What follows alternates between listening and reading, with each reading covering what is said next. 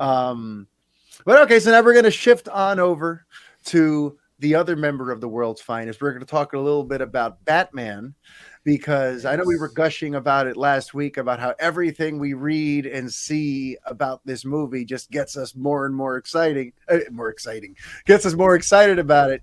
And I know a couple of weeks ago there were some interesting headlines where Reeves was comparing him to Kurt Cobain and talking about how like he's not necessarily a playboy, but kind of a psycho weirdo guy. And Yeah. Brett, why don't you talk a little bit about that? Yeah, well, if I may, a lot of this also is coming out from a recent GQ interview that Pattinson did. So, if you don't mind, I would like to read an interesting quote Do it. that I have here. Yeah. So, talking, he's referring to, I guess, playing the dual identity of Bruce Wayne, Batman, Mm-hmm. and more Bruce Wayne in this particular. He said, "quote: I've definitely found a little interesting thread. He doesn't have a playboy persona at all, so he's kind of a weirdo as Bruce and a weirdo as Batman. And I kept thinking there's a more nihilistic slant to it." Because normally, in all the other movies, Bruce goes away, trains, and returns to Gotham believing in himself, thinking, I'm going to change things here. But in this, it's sort of implied that he's had a bit of a breakdown. Hmm. So I think I kind of hinted at this last week too, but I do really like that approach because it gives the character a lot of room to grow.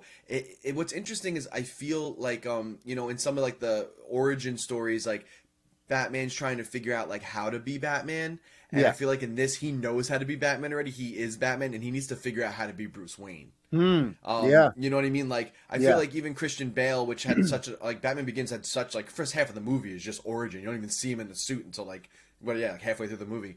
But Yeah. in that, I feel like he almost kind of had the Bruce Wayne thing like figured out right away. Yeah. I feel like he kind of just came right into it, and then Mhm. he It's was good, true.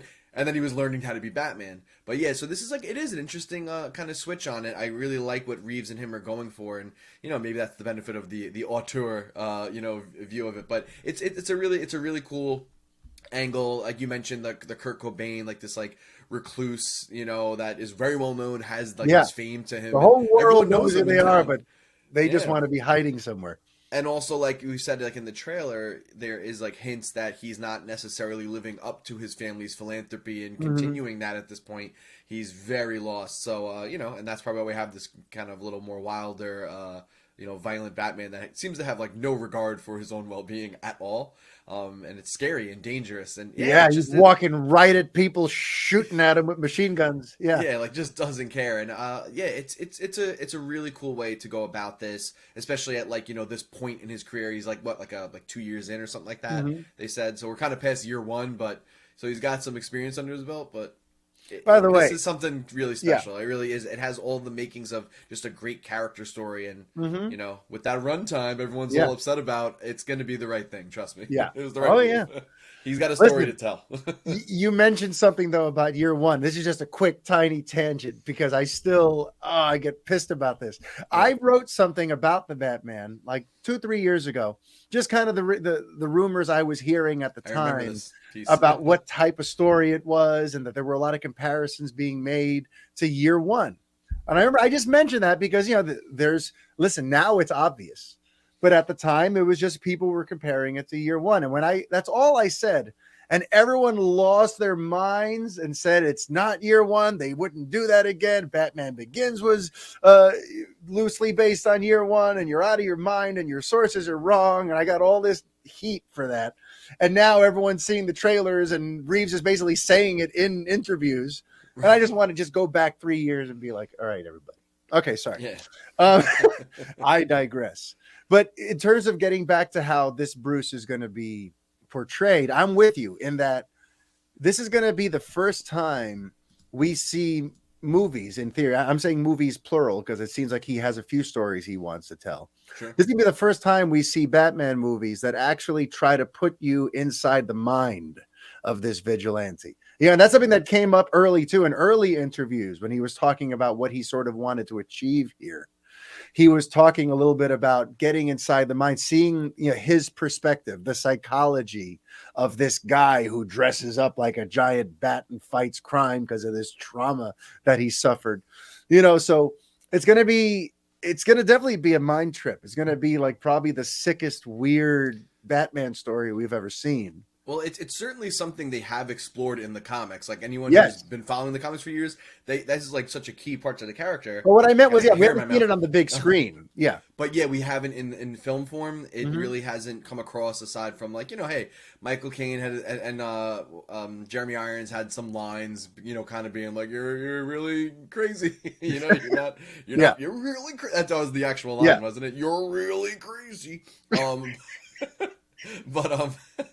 but whatever they there's like throwaway lines with that, but now like we're really gonna see it, and it's I'm happy we're getting like a really I want to say like original. It's definitely drawn from the comics, but it's just like a nice take and a nice angle to like I guess start this new possible trilogy, because I know they have other stories planned. They've mentioned it, but they did the line right. We're focusing on this one right now, but yeah, we do have plans for the future. Yeah, of It's course. like basically if this brings in money, Warner Brothers just goes do more.